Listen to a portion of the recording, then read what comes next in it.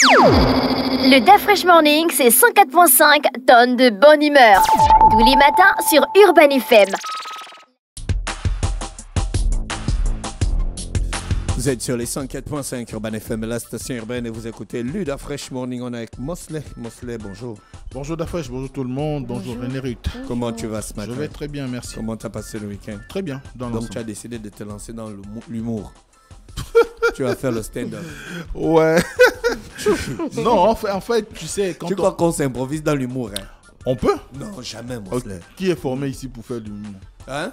Qui sont formés ici pour faire de l'humour? Mais ouais, peut-être pas au Gabon, mais moi... J'ai bien dit que je vais faire 3 mois. En attendant, je me forme. Au bout de 3 mois, j'organise un grand one-man show. Il faut écrire les vannes, hein? Ben, bien sûr. Il sait déjà écrire, il manque les vannes. Ah bon, il sait déjà écrire. Ouais, c'est écrit. Il voilà. manque les vannes. Oui, c'est écrit. Nous tous, on sait écrire. Il manque les vannes. Tu es là pour contribuer aux vannes. Voilà. C'est facile. Il y a déjà quelques vannes comme ça qui traînent. Non. Donc on va raconter les histoires de nos vies. C'est souvent ça. La vache de ma mère, ainsi de suite. La chèvre de Monsieur Séguin. Voilà. Non, le cousin qui est toujours assis chez le boutiquier, on raconte sa vie et puis on voit si les gens vont rire, quoi. Mais en fait, l'humoriste, c'est un grand métier. Hein? Mais bien sûr. En fait, l'idée à la base, c'est que je me suis retrouvé à me poser la question, est-ce que des gens pensent que faire de l'humour, c'est un truc, paf, en un claquement de doigts, et puis tu te retrouves sur une scène ou devant les gens, et puis bam, juste il faut avoir, dès qu'on a fait un petit truc rigolo sur les réseaux sociaux, boum, on devient humoriste. Bon, je me suis dit, souvent quand je parle, je vois les gens rire. Je vais voir un peu si je peux capitaliser ça. N'importe quoi, moi. C'est quand tu parles que tu vois les gens rire. Non, moi, c'est pardon. La politique, on parle de quoi ce matin? On parle du dialogue national. Pourquoi on dit qu'ils vont prendre un autre tournant? C'est quoi, les plénières? Oui, c'est quoi les plénières? Oui, parce qu'on a passé les 2 premières étapes. La première étape, c'est celle de l'ouverture, qui a été suivie par les formations. Puis, il y a eu la seconde phase, qui a été celle des travaux, qui s'est tenue du 8 au 19 à peu près, et qui a vu on va dire la mise en place des sous-plénières. C'est-à-dire qu'il y avait des plénières, des sous-commissions au sein des commissions. Et là, on va ouvrir la phase des plénières, on va dire générales, c'est-à-dire que les commissions vont maintenant présenter les rapports de toutes les sous-commissions devant l'assemblée des commissaires. Donc, tous les commissaires seront réunis avec le bureau du dialogue national inclusif, et ensemble, ils vont pouvoir débattre de ce qui a été retenu par un certain nombre dans toutes les commissions ou dans toutes les sous-commissions en public. Ils viennent débattre, les gens participent au débat, ou bien eux-mêmes ils débattent d'abord et puis après il y a des conférences de presse? Non, je crois que ce sera ouvert à l'ensemble des commissaires d'abord.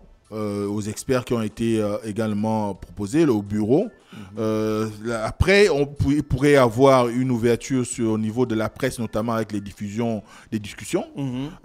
Peut-être, je ne sais rien, mais c'est possible, parce que là, on est maintenant quand même sur une phase où c'est la délibération, on va dire, en quelque sorte, par rapport à ce qui a Donc, été... Donc, ce que les gens ont fait dans les commissions, ils viennent présenter ça en public. Voilà, ils viennent présenter ça devant toute l'Assemblée, et l'Assemblée choisit de pouvoir débattre ou de revoir ou trancher ou enlever ou ajouter en fonction de la pertinence de ce qui a été retenu. C'est clair que s'il y a des choses qui ne sont pas de nature à pouvoir assurer on va dire la sérénité au sein de la société, ou encore qui ne sont pas contre les intérêts de l'État, ou qui ne vont pas à l'encontre des engagements internationaux du Gabon, eh bien, les commissaires ont le devoir, du moins l'Assemblée plénière aura le devoir de pouvoir les enlever, et auquel cas, s'il s'agit des sujets suffisamment importants pour les Gabonais, puisque ce sont les Gabonais qui ont motivé les discussions à travers les contributions qui ont été faites, eh ben, ils pourront plus ou moins essayer de revoir la teneur, ou encore un certain nombre de points qui pourraient peut-être être retranché de ces plénières-là, pour permettre à ce qu'il y ait une certaine, on va dire, élasticité, ou bien encore une capacité à pouvoir être conforme avec les lois et les règlements en République gabonaise. Donc, c'est vraiment tout l'enjeu, et c'est pourquoi on parle de tournant, parce que cette semaine va être mise en mises à profit par les commissaires qui sont au dialogue national inclusif pour pouvoir faire cette présentation, pour pouvoir discuter de toutes ces questions qui auront retenu leur attention et de faire en sorte qu'on propose un rapport général. Parce que après ça, il y a un rapport général. C'est ce rapport général qui aura toutes les propositions qui ont été retenues et qui vont être déposées au bureau du chef de l'État, du moins transmis au chef de l'État par le bureau du dialogue national inclusif avec à sa tête l'archevêque métropolitain de Libreville, Patrick Ibaba. C'est quoi la configuration? C'est-à-dire des plénières. Les gens ils viennent, ils s'asseyent et puis ils parlent. Oui, les gens. Et puis il y a un modérateur. Il y a une ouverture qui est faite par le bureau. Je pense en l'occurrence par le commissaire ou s'il délègue par exemple le porte-parole ou un des rapporteurs ou un de ses vice-présidents pour mener les débats. Mais pour que ça soit vraiment quelque chose d'assez marquant, il faut bien que le président du bureau du dialogue national inclusif soit présent. Et parce que c'est lui la courroie de transmission entre les différentes instances du dialogue et le chef de l'État, du moins le président de la transition, et que à ce titre-là, on va appeler les responsables de chaque commission, notamment les rapporteurs, qui vont venir lire le rapport de chaque commission. Vous savez que nous avons 3 commissions qui sont découpées à peu près en 12 sous-commissions au total. Donc, chaque commission va venir présenter le rapport.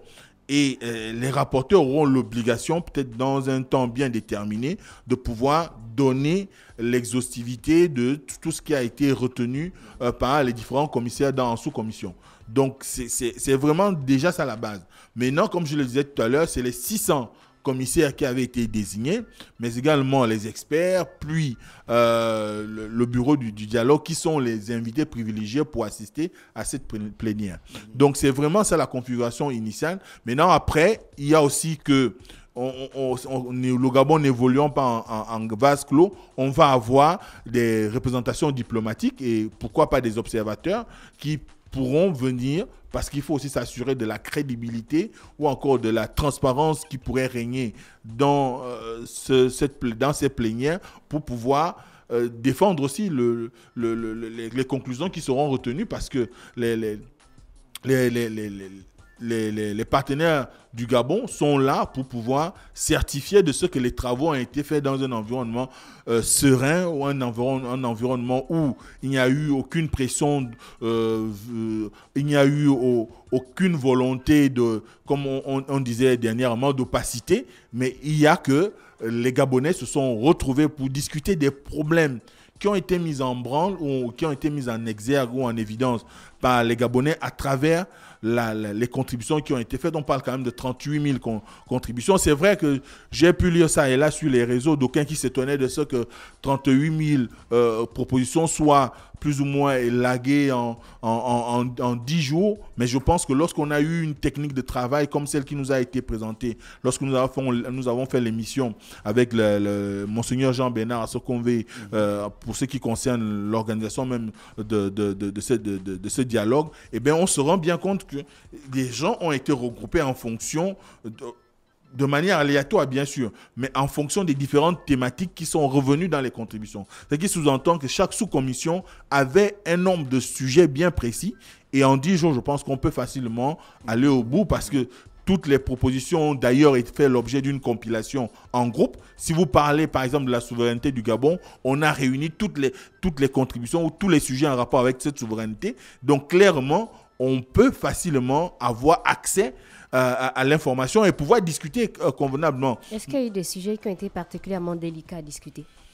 Mais vous savez très bien que lorsqu'on parle de la question de l'immigration au Gabon, c'est toujours une question particulièrement, on va dire, sensible, parce que chacun d'entre nous aujourd'hui a forcément une relation particulière avec un étranger qui vit sur le territoire gabonais, ou encore parfois on a des relations matrimoniales avec un certain nombre de communautés qui vivent sur notre territoire. Et à partir de cet instant, lorsque vous allez au dialogue et qu'on parle des questions de nationalité ou des questions en rapport avec la souveraineté, eh bien, à un moment donné, il y a que on va quand même enregistrer quelques discussions houleuses, parce que quand on dit que les étrangers occupent tous les pans de l'économie gabonaise, Si vous avez votre beau-frère ou votre belle-sœur ou, je sais pas, votre ami qui est un grand, on va dire, garagiste, vous allez quand même vous poser des questions à 2 reprises. Est-ce qu'il ne va pas partir? Donc, vous êtes tenté, dans ce qui est proposé, de trouver des mesures, du moins, trouver des idées qui pourraient atténuer un tout petit peu la volonté qui pourrait être inflexible en ce qui concerne les propositions qui ont été faites, mais de permettre à ceux qui aient une certaine souplesse qui favoriserait, on va dire, la convivialité entre les communautés au Gabon. Et surtout qu'on sait aujourd'hui que c'est vrai, c'est la grande problématique qui est revenue. Hein. Dans tous les secteurs, on a décrié l'omniprésence des étrangers, même au sein de la haute administration gabonaise. Donc ça veut dire que c'est un sujet qui préoccupe les Gabonais. Maintenant, il revient aux discussions qui ont été faites de trouver des réponses qui soient de nature à pouvoir ne pas exclure une bonne partie de certains qui sont devenus des Gabonais, soit par le mariage ou par l'adoption ou par le droit du sol, mais qu'on leur donne la possibilité d'exister. Mais en existant, il faudrait qu'ils soient dans des environnements qui permettent à ce qu'il n'y ait pas que leur promotion ou qu'on n'enregistre plus des lobbies comme ceux qu'on a enregistrés il y a pas très longtemps, mais qui ne soient pas un frein pour le développement du Gabon. Donc c'est là un aspect important, du moins c'est un sujet important qui est revenu. On a la question de l'accompagnement des jeunes en ce qui concerne la recherche de l'emploi ou la création des entreprises, donc l'entrepreneuriat.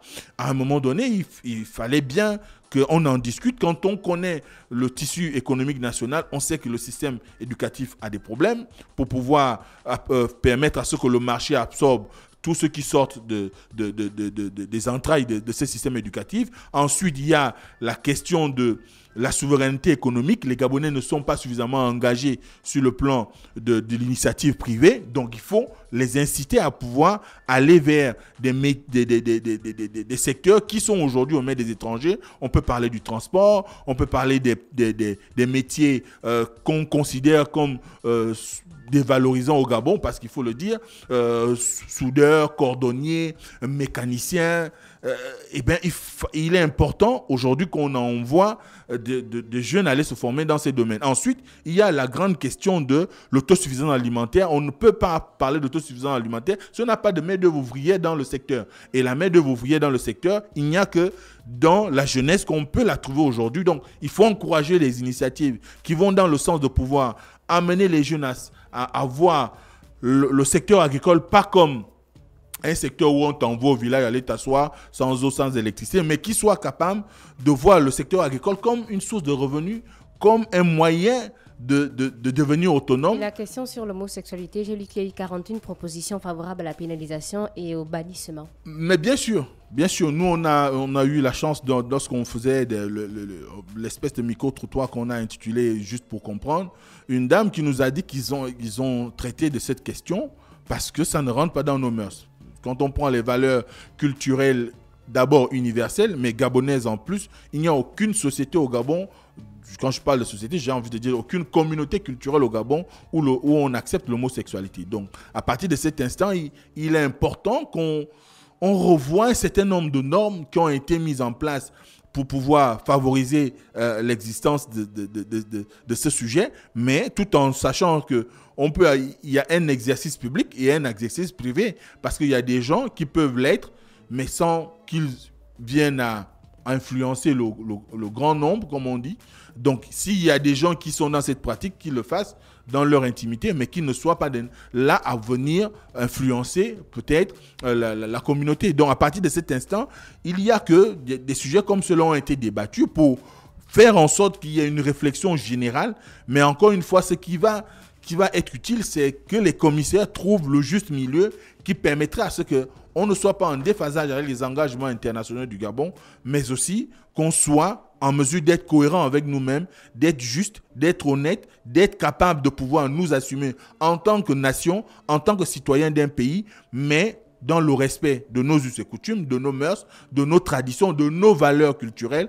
Et ce n'est qu'à cet instant, si on a mis en place des réponses par rapport à ce phénomène, qui soient de nature à favoriser peut-être la considération de la chose, mais qu'elle ne soit pas vulgaire comme on enregistre aujourd'hui, je pense qu'il reviendra maintenant aux législateurs, notamment ceux qui auront la charge de pouvoir traduire cela en actes juridiques, de mieux recadrer les choses et d'organiser de telle sorte qu'on ne... Parce que l'objectif aussi, il y a le terme inclusion ou inclusif qui est accolé au dialogue national. Ça veut dire que même les minorités sont considérées. Maintenant, après, si c'est la volonté populaire, je crois qu'il y a un besoin, il y aura un besoin pour les autorités d'entendre la voix de la majorité et de s'inscrire dans une logique qui permettrait à ce que la voix de la majorité soit entendue, étant donné que ce n'est que, on va dire, une petite revanche qui pourrait être née dans la mesure où, par exemple, la dépénalisation de l'homosexualité avait été faite par un groupe restreint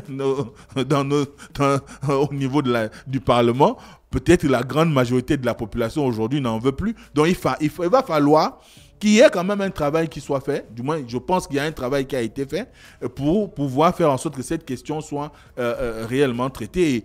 Et on va suivre les plénières parce que c'est aux plénières qu'on nous dira ce qui a été retenu de cette question. Est-ce que les commissaires ont abondé dans le sens des populations ou si les commissaires ont trouvé que finalement ce n'était pas le grand mal de notre nation. Donc c'est tout le sens des sujets. Mais il y a que le dialogue national inclusif qui va aller très vite parce qu'il faut savoir qu'il s'achève le mardi prochain, le 30 avril, avec la remise du rapport au président de la transition. Mais il y a que cette semaine sera une semaine importante parce que les Gabonais auront maintenant la possibilité d'avoir des bribes d'informations sur ce qui a été réellement retenu dans les contributions qui ont été faites. Et ça va susciter des réactions. Nécessairement. Donc je pense que le bureau du dialogue est conscient de ce qui va se passer en fonction des plénières et en fonction de la sensibilité de chaque sujet qui a été traité et que finalement, au sorti de là, on ait un rapport qui peut-être pourra être mis après remise au chef de l'État à la disposition de toute la population, parce que l'objectif aussi c'est de consulter dans la mesure où le porte-parole nous faisait savoir qu'il y aura un référendum sur le sujet. Donc si tant est que toutes ces questions peuvent faire l'objet de traduction en acte juridique, ça veut dire qu'au moment où il y aura le référendum qui doit également entériner la nouvelle constitution de notre pays, la population doit quand même doit prendre connaissance de ce qui a été retenu du dialogue en termes de rapport et que finalement chacun s'exprime selon son entendement et selon les capacités intellectuelles qui sont les siennes. Merci Mosley avec nous ce matin sur les 104.5 Urban FM, la station urbaine dans Luda Fresh Morning. Voici l'horoscope des auditeurs. On se retrouve demain à 7h. Le Da Fresh Morning, c'est 104.5 tonnes de bonne humeur. Tous les matins sur Urban FM.